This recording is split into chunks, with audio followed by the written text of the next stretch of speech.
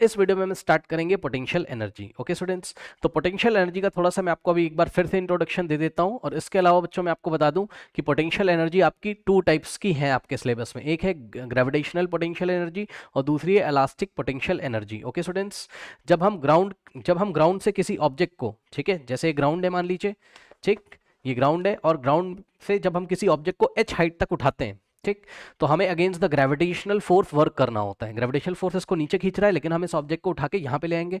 तो जब आप इस ऑब्जेक्ट को h हाइट तक उठाते हो अगेंस्ट द ग्रेविटेशनल फोर्स, जब आप वर्क करते हो तो जितना आप वर्क करते हो वही एज अ पोटेंशियल एनर्जी इस ऑब्जेक्ट में स्टोर हो जाता है, ठीक, और इसके पास एनर्जी आ जाती है जिसको हम बोलते हैं पोटेंशियल एनर्जी। यानी कि बच्चों, एनर्जी ड्यू टू पोजिशन या energy by the virtue of position of any body is called gravitational potential energy. जब आप किसी बॉडी की पोजीशन में चेंज करते हो, अभी यहां रखा था ग्राउंड पे, अब आपने उसको उठा के यहां पे रख दिया, ठीक, तो इसकी पोजीशन में चेंज आने के कारण जो इसमें एनर्जी होती है उसको हम क्या बोलते हैं? Potential energy. कौन सी वाली? Gravitational potential energy. Okay students, और इसी तरीके से जब किसी बॉडी का कॉन्फ़िगरेशन आप चेंज करते हो, ठीक, कॉन्फ़िगरेशन चेंज करने का मतलब है कि जब किसी बॉडी का आप शेप या साइज चेंज करते हो, ठीक है, जैसे कोई रबर बैंड आपने लिया और रबर बैंड आपने पकड़ के इस तरीके से खींचा और उसकी लेंथ लंबी हो गई, आप ऐसे पकड़ के रबर बैंड ऐसा खींचते हो तो आप उसके कॉन्फ़िगरेशन में चेंज कर रहे हो, यानी कि उसकी बनावट में चेंज कर रहे हो, आप उसकी शेप एंड साइज में चेंज कर रहे हो, ठीक है। तो किसी बॉडी के शेप या साइज में चेंज होने के कारण उसमें जो एनर्जी होती है उसको भी हम पोटेंशियल एनर्जी बोलते हैं, लेकिन हम उसको इलास्टिक पोटेंशियल एनर्जी बोलते हैं। ओके स्टूडेंट्स, ठीक है। सो आइए थोड़ा सा एक बार हम आपको इंट्रोडक्शन दे देते हैं बच्चों पोटेंशियल एनर्जी का। वापस हम अपनी एनसीईआरटी बुक पे आएंगे। ओके, सो यहां पर आपको पढ़ना है क्या? Potential energy. Okay students, potential energy, correct बच्चों। सो एक तो पोटेंशियल एनर्जी होगी आपकी कौन सी? Elastic potential energy, elastic, P dot E का मतलब पोटेंशियल एनर्जी, और दूसरी होगी आपकी कौन सी? Gravitational, gravitational potential energy. Okay students, इसको आप एक काम करो, शॉर्ट में ही लिख लो तो ज़्यादा सही है, ठीक है, ग्रेविटेशनल पोटेंशियल एनर्जी। ओके बच्चों, सो इलास्टिक पोटेंशियल एनर्जी क्यों होगी? इट इज ड्यू टू या virtue of change in, bye virtue of change in, bye virtue of change in configuration लिख दो या शेप और साइज लिख दो, shape and size, shape and size, correct. Bracket में आप कॉन्फ़िगरेशन भी लिख सकते हो,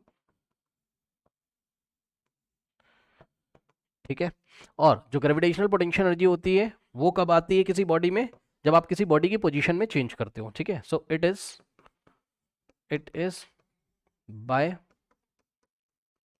virtue of change in its position. It's मतलब किसी बॉडी के बारे में बात कर रहे हैं, ठीक है, जिस बॉडी का मास m होगा उसकी पोजीशन में आप चेंज कर रहे हो, its position. Okay students, correct.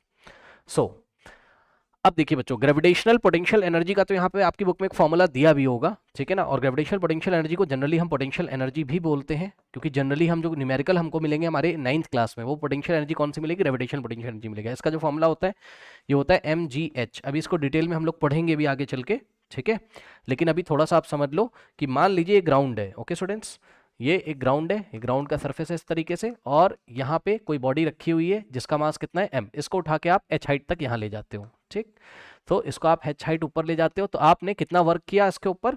इसको उठाने में कितना वर्क होता है अभी आगे चल के मैं आपको डिटेल में पढ़ाऊंगा। अभी सेक्शन 11.2.4 में आपको पढ़ाया गया, वो मैं आपको पढ़ाऊंगा, उसकी आप टेंशन ना लो, ठीक। ये देखिए, ये इस तरीके से, ये इसको उठाया आपने, ये ऐसे, ठीक, तो यहां से यहां तक उठा के ले जाने में आपको, h हाइट तक उठाकर ले जाने में आप इसके ऊपर कितना वर्क करते हो? जवाब है mgh। कितना वर्क करते हो आप? mgh। और जितना आप वर्क करोगे इसकी पोजीशन में चेंज करने में, यहां से यहां उठा के ले जाने में, आप वर्क डन mgh करते हो। कैसे करते हो हम पढ़ाऊंगा अभी आपको आगे, उसकी टेंशन मत लो। तो ये जो आपने वर्क डन किया, यही work done as a potential energy इस बॉडी में स्टोर हो जाता है। सुनिए ध्यान से, किसी बॉडी के ऊपर यदि आप वर्क करोगे तो उसकी एनर्जी बढ़ जाएगी, हाँ ठीक है। तो ये एक ऑब्जेक्ट रखा था, और ग्राउंड पे रखा था, इसको उठा के हम यहां तक ले आते हैं, तो इसके ऊपर कितना वर्क हम करते हैं mgh, बाद में आपको कैलकुलेट करके दिखाऊंगा, परेशान ना हो। ठीक, तो ये जो वर्क आपने किया यही इसकी पोटेंशियल एनर्जी है। जितना आप किसी बॉडी के ऊपर वर्क करोगे, उस वर्क को करने से या तो वो मोशन करने लगती है, यानी कि उसकी वेलोसिटी में चेंज आता है, तो जितना आपने वर्क किया था वही चेंज इन काइनेटिक एनर्जी के फॉर्म में रिफ्लेक्ट हुआ था, जब मैंने आपको क्या पढ़ाया था, वर्क एनर्जी थ्योरम, अगर आप हमें अच्छी तरीके से फॉलो करते होंगे तो। अब क्या हो रहा है, अब हम वर्क तो कर रहे हैं लेकिन अब हम बॉडी की पोजीशन में चेंज कर रहे हैं। ठीक है स्टूडेंट्स, ये पहले यहाँ रखी थी, अब इसको हम यहाँ पे रख दे रहे हैं ऊपर लाके। ठीक, तो अब जो बॉडी की पोजीशन में चेंज होता है, ओके स्टूडेंट्स, तो बॉडी की पोजीशन में चेंज होने के कारण जो एनर्जी आती है बॉडी में, उसको हम क्या बोलते हैं, वर्क किया आपने, वही work as a potential energy इसमें स्टोर हो जाएगा। पोजीशन में चेंज होने के कारण जो एनर्जी आती है, और एनर्जी आती कहां से, जो आप वर्क करते हो, तो जो आप वर्क करते हो वही एज अ पोटेंशियल एनर्जी इसमें स्टोर हो जाएगा। अब अगेंस्ट द ग्रेविटेशनल फोर्स आपने वर्क किया है, ग्रेविटेशनल फोर्स इसको नीचे खींचना चाहता है, आप ऊपर ले जा रहे हो, इसलिए ऐसी एनर्जी को हम क्या बोलेंगे, gravitational potential energy. Okay students, इसकी कैलकुलेशन होती है mgh से, तो ये जो वर्क किया आपने, यही work as a potential energy body में स्टोर हो जाएगा। तो यही mgh फॉर्मूला लगेगा किसका, ग्रेविटेशनल पोटेंशियल एनर्जी का। m क्या है, mass of the body, g क्या है, एक्सलेरेशन ड्यू टू ग्रेविटी, और h क्या है, जितनी हाइट तक आप उसको ऊपर ले गए हो। ओके स्टूडेंट्स, ठीक, ये बात हो गई। अब इलास्टिक पोटेंशियल एनर्जी का बच्चों क्या होता है, इसको मैं आपको एक्सप्लेन कर सकता हूं। जैसे कि मान लीजिए आपने क्या लिया, आपने एक रबर बैंड लिया, ठीक, या आप एक बो ले लीजिए, बो धनुष जो होता है, ठीक, तो इस तरीके की धनुष आप ले लीजिए, और धनुष में स्ट्रिंग लगी होती है। ठीक, जैसे ही आप इस स्ट्रिंग को खींचोगे धनुष में, ये ऐसे पीछे, ठीक, तो जैसे ही आप इस स्ट्रिंग को इस तरीके से खींचोगे पीछे, ये ऐसे, ठीक, तो जब आप स्ट्रिंग को पीछे खींचते हो तो इस धनुष के शेप में चेंज आता है। ठीक, यहाँ पे जो बैम्बू लगा होता है, जो बांस जिसको हिंदी में बोलते हैं, ठीक है, ये जो बैम्बू लगा होता है ये पहले ऐसा था, अब ये मुड़ के ऐसा तन जाएगा, इसका शेप चेंज हो जाएगा। ठीक, धनुष आपने कभी खेला होगा मेले में खरीद के, ये इस तरीके से, जैसे इसको पीछे खींचोगे ये इसका शेप आप मान लीजिए कि इस तरीके से हो गया, ये तन जाएगा, ऐसे अंदर की तरफ आ गया, थोड़ा बेंड हो जाएगा, मतलब कह सकते हैं। ठीक, तो जितना आपने इसको वर्क किया है इसके ऊपर, किसके ऊपर, बो के ऊपर, जितना वर्क डन आपने किया है ये इस तरीके से स्ट्रिंग को पीछे खींचने में, सारा का सारा work done as a elastic potential energy इसमें स्टोर हो गया है, क्योंकि बॉडी के शेप में चेंज हो गया है, इसके कॉन्फ़िगरेशन में चेंज हो गया है। तो जब किसी बॉडी के कॉन्फ़िगरेशन में चेंज होता है, उसके कॉन्फ़िगरेशन को चेंज करने में जो आप वर्क करते हो वही work as a potential energy उसमें स्टोर हो जाता है। तो ये वाली जो एनर्जी है इसको हम क्या बोलेंगे, इलास्टिक पोटेंशियल एनर्जी। ठीक, क्योंकि बॉडी के कॉन्फ़िगरेशन में चेंज होने के कारण आया है। यहाँ पर अगर आप कोई एरो लगा दोगे इस तरीके से, ठीक, तो जैसे ही आप इसको छोड़ोगे स्ट्रिंग को, जितनी पोटेंशियल एनर्जी है इसके पास वो सारी की सारी किस में चेंज हो जाएगी, काइनेटिक एनर्जी में, यानी कि ये एरो आगे चलने लगेगा। तो आपने जो वर्क किया, ठीक, सपोज आपने 100 जूल का वर्क किया, मैं आइडियल कंडीशंस लेके चल रहा हूँ, आपने 100 जूल का वर्क किया बो को ऐसा खींचने में, ठीक, मतलब स्ट्रिंग को ऐसा खींचने में, जितना वर्क किया वो ऐसा पोटेंशियल एनर्जी इसमें स्टोर हो गया, उस पोटेंशियल एनर्जी को हम क्या बोलेंगे, इलास्टिक पोटेंशियल एनर्जी। और जैसे ही आपने इसको छोड़ा 100 जूल से जो एरो है वो आगे की दिशा में जाएगा। ठीक, तो पहले आपने किया 100 जूल वर्क, वही work as a elastic potential energy इसमें स्टोर हो गया सिस्टम में, जो धनुष है आपका उसमें, और जैसे ही आपने इसको छोड़ा इस तरीके से, तो वापस से वो जो इलास्टिक पोटेंशियल एनर्जी अब काइनेटिक एनर्जी में चेंज हो जाएगी। ठीक, एरो 100 जूल से आगे निकल जाएगा, ऐसा सोचो, 100 जूल की काइनेटिक एनर्जी से आगे निकल जाएगा, और एरो जाके सामने कहीं वर्क कर सकता है किसी बॉडी के ऊपर। ठीक है ना, यहां पर भी यही है, अगर आपने इसको उठाया mgh वर्क किया, तो अब इसके पास कितनी पोटेंशियल एनर्जी, mgh, जितना आप वर्क करोगे वही एज अ पोटेंशियल एनर्जी इसमें ट्रांसफर हो जाएगा, याद रखिएगा। ठीक, अब अगर इस ऑब्जेक्ट को यहां से फ्री फॉल करा दें, छोड़ दें, तो ये जब नीचे गिरेगा तो ये mgh एनर्जी से ही गिरेगा, यानी कि अगर इस mgh की वैल्यू 100 जूल आ रही, अरे भाई मान लो, ठीक, सो वर्क डन आपने किया 100 जूल, यानी कि इसके पास पोटेंशियल एनर्जी कितनी है यहाँ पे 100 जूल, और जैसे ही आप इसको फ्री फॉल करोगे, जैसे ही ऑब्जेक्ट ग्राउंड पे जस्ट गिरने वाला होगा, तो जितनी ही पोटेंशियल एनर्जी थी वो सारी की सारी पोटेंशियल एनर्जी चेंज हो जाएगी किसमें, काइनेटिक एनर्जी में। ठीक, ये थोड़ा सा कॉन्सेप्ट था आपका। तो पोटेंशियल एनर्जी दो तरीके की, इलास्टिक पोटेंशियल एनर्जी और ग्रेविटेशनल पोटेंशियल एनर्जी। ठीक, इसको आप नोट कर लीजिए। अब हम आपकी बुक पे चलते हैं, चलिए एक्टिविटीज कराते हैं आपको, चलिए आइए, चलिए अब देखते हैं आपकी बुक में क्या लिखा हुआ है। यहाँ पे आ जाइए, ये देखिए, यहाँ पे सबसे पहले बच्चों आप देखोगे, ये देखिए, सबसे पहले काइनेटिक एनर्जी की डेफिनेशन आप नोट कर सकते हो, यहाँ पे एनसीईआरटी में बुक खोलिए अपनी, यहाँ पे देखिए, ठीक, 11.12 से ऊपर लिखा हुआ है, ये इसको पढ़िए क्या लिखा है। कह रहा है the potential energy possessed by the object is the energy present in it by virtue of its position और कॉन्फ़िगरेशन। पोटेंशियल एनर्जी किसी बॉडी में, आप बोलोगे कि भाई इसके पास पोटेंशियल एनर्जी, कब बोलोगे ऐसा, जब उस बॉडी के कॉन्फ़िगरेशन में चेंज हुआ हो या उस बॉडी की पोजीशन में चेंज हुआ हो। ठीक है, so the potential energy possessed by the object in it the potential energy possess by the object is the energy, possess मतलब धारण करती है, यानी कि उस बॉडी में है ये एनर्जी। तो ये एनर्जी क्यों होती है? तो जवाब है is the energy present in by virtue of, bye virtue of it's का मतलब के कारण, किसके कारण? इट्स पोजीशन, उसकी पोजीशन में या तो चेंज हुआ होगा या तो उसके कॉन्फ़िगरेशन, कॉन्फ़िगरेशन का मतलब शेप और साइज में चेंज हुआ होगा। Configuration means shape and size में चेंज हुआ होगा, ठीक। अगर ओनली पोजीशन में चेंज हुआ होगा तो इसको आप बोलोगे क्या? ग्रेविटेशनल पोटेंशियल एनर्जी, या जनरल भाषा में कभी कभी इसी को पोटेंशियल एनर्जी बोल दिया जाता है, ठीक। और अगर इसके कॉन्फ़िगरेशन में चेंज हुआ होगा तो इसमें कौन सी होगी? इलास्टिक पोटेंशियल एनर्जी होगी। और इसके कॉन्फ़िगरेशन या पोजीशन में चेंज क्यों होता है? तो जवाब है हम बॉडी के ऊपर वर्क करते हैं, जितना आप वर्क करोगे वही work as a potential energy transfer हो जाता है उसमें, जितना आप वर्क करोगे वही उसकी पोटेंशियल एनर्जी बन जाएगी, ठीक। बहुत बढ़िया। अब सुनिए मेरी बात ध्यान से, अब आते हैं आपकी एक्टिविटी पे। पोटेंशियल एनर्जी का इंट्रोडक्शन हो गया, ठीक। चलिए अब आ जाइए आप 11.8 वाली एक्टिविटी पे। 11.8, 11.9 और 11.10 ये रिलेटेड है किससे? ये एक्टिविटीज बच्चों रिलेटेड है आपकी इलास्टिक पोटेंशियल एनर्जी से। और 11.11 भी, यस 11.11 रिलेटेड है आपकी ग्रेविटेशनल पोटेंशियल एनर्जी से, ठीक। चलिए एक एक करके स्टार्ट करते हैं। सो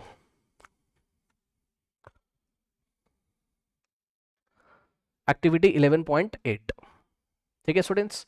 अब एक्टिविटी 11.8 जो बच्चे यूट्यूब पे डायरेक्ट शायद देख रहे होंगे उनको भी मैं समझा ही देता हूँ यहाँ पर, लेकिन आप हमारा पूरा वीडियो फॉलो करिए स्टार्टिंग से, जहाँ हमने पोटेंशियल एनर्जी के बारे में बताया हुआ है। सो बच्चों एक्टिविटी में देखिए, कह रहा है टेक अ रबर बैंड, ठीक। एक रबर बैंड ले लीजिए। चलो मैंने एक रबर बैंड ले लिया इस तरीके से। Hold it at one end and pull from the other end, ठीक। सपोज यहाँ से इसको मैंने होल्ड कर दिया, पकड़ लिया, यहाँ से होल्ड कर लिया, और ये दूसरा वाला एंड मैं पुल कर रहा हूँ, खींच रहा हूँ ऐसे, तो ये रबर बैंड लंबा हो जाएगा इस तरीके से, ठीक। इसकी लेंथ में चेंज हो जाएगा।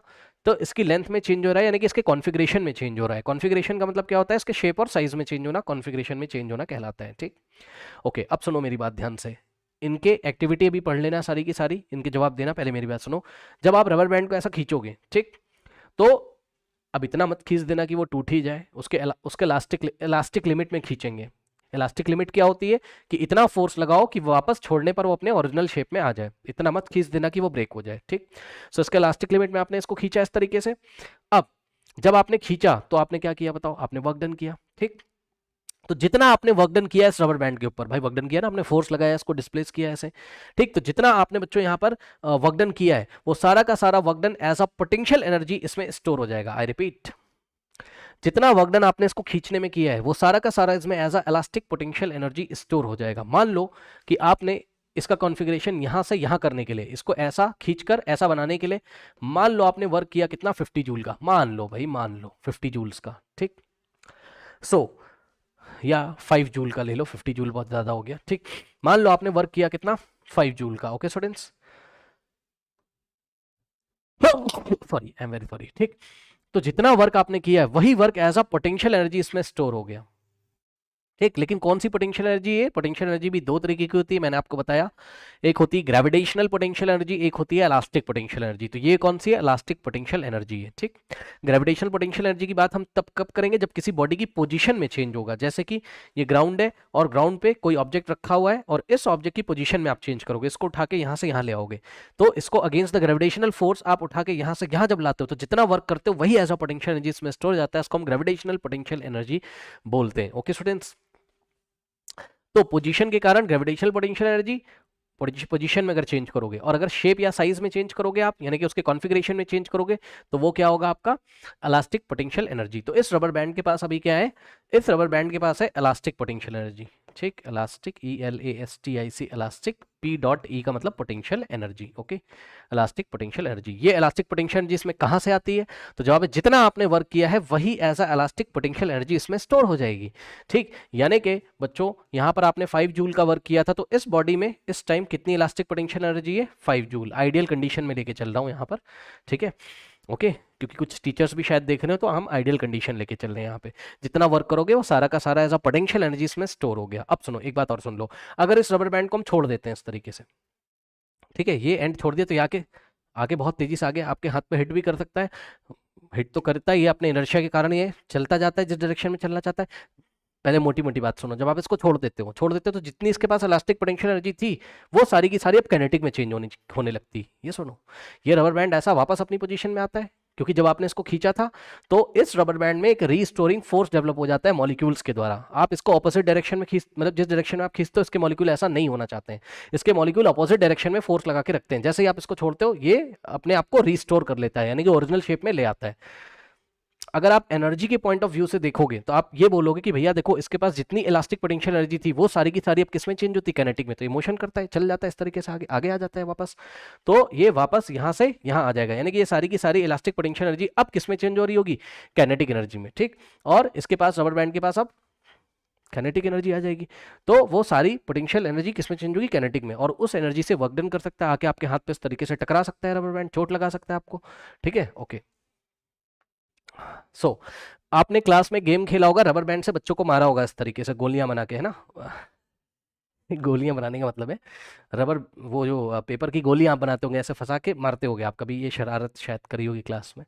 तो क्या होता है रबर बैंड में, इस तरीके से आप लगाते हो वो जो कागज की गोलियां होती हैं, ऐसे उसको खींचते हो पीछे, तो आप जितना वर्क डन करते हो वही एज अ पोटेंशियल एनर्जी इसमें स्टोर हो जाता है। अभी तो स्टोर है इसमें, आपने सपोज 5 जूल का वर्क किया तो 5 जूल एनर्जी स्टोर है इसमें as a elastic potential energy. जैसे इसको छोड़ते हो आप तो ये सारी पोटेंशियल एनर्जी काइनेटिक में चेंज होती है। सारी काइनेटिक एनर्जी किसको मिलेगी, कागज की गोली को, क्योंकि कागज की गोली रबर बैंड के कॉन्टेक्ट में है। ठीक, तो रबर बैंड की इलास्टिक पोटेंशियल एनर्जी काइनेटिक में चेंज हो रही है, तो कागज की गोली को काइनेटिक एनर्जी मिलेगी, वो सट से ऐसा आगे चली जाती है 5 जूल से, और जाके सामने वाले के ऊपर वर्क करती है, यानी कि जाके उसके ऊपर फोर्स लगाती है, उसको डिस्प्लेस करने की कोशिश करती है, जाके जिसके लगेगी उसकी स्किन को अंदर दबा देगी, इस तरीके से बहुत उसको चोट लग सकती है। ओके, तो ये चीज है बच्चों। अब देखिए यही क्वेश्चन आपसे यहाँ पूछे गए होंगे। ओके, कह रहा है hold it one end and pull from the other end, दूसरे एंड से खींचो इसको। The band stretches, release the band at one of the end, what happens. ठीक, जब आप बैंड को छोड़ते हो तो क्या होता है, the band will tend to regain its original length. Band जो है रबर बैंड वापस अपनी ओरिजिनल शेप में या ओरिजिनल लेंथ में आना चाहता है। Obviously the band had acquire energy in its stretch position. Yes, जब आपने इसको खींचा और इसके शेप में चेंज किया, इसके कॉन्फ़िगरेशन में चेंज किया, तो आपने इसको कुछ वर्क किया था, वही वर्क आपने इसके ऊपर कुछ वर्क किया ना, ऐसे पकड़ के खींचा, फोर्स लगाया, डिस्प्लेसमेंट हुआ, तो वर्क तो होगा F × S से। ठीक, तो जितना वर्क आपने किया वही एज अ पोटेंशियल एनर्जी इसमें स्टोर हो गया। जब आपने छोड़ा तो उसी पोटेंशियल एनर्जी को इसने काइनेटिक एनर्जी में चेंज करके अपने शेप को वापस लाया, यानी कि आगे की तरफ मोशन किया इसने। ठीक, मोशन के कारण जो एनर्जी होती है उसको हम काइनेटिक एनर्जी बोलते हैं। कह रहा how did it acquire energy when it stretch. ठीक, तो इसके पास एनर्जी क्यों आई थी, तो जवाब है, या कैसे आई थी, तो जवाब है इसके ऊपर जो हमने वर्क किया था, we had done work to stretch the string या rubber band. Okay, we had done some work to stretch the band. This work is stored as the elastic potential energy this work is transferred या stored, कुछ भी बोल सकते हो, this work is stored as the elastic potential energy in the band. Okay, ये आप note कर लीजिए, जितना आपने वर्क किया वही as a elastic potential energy इसमें स्टोर हो गया। Okay student.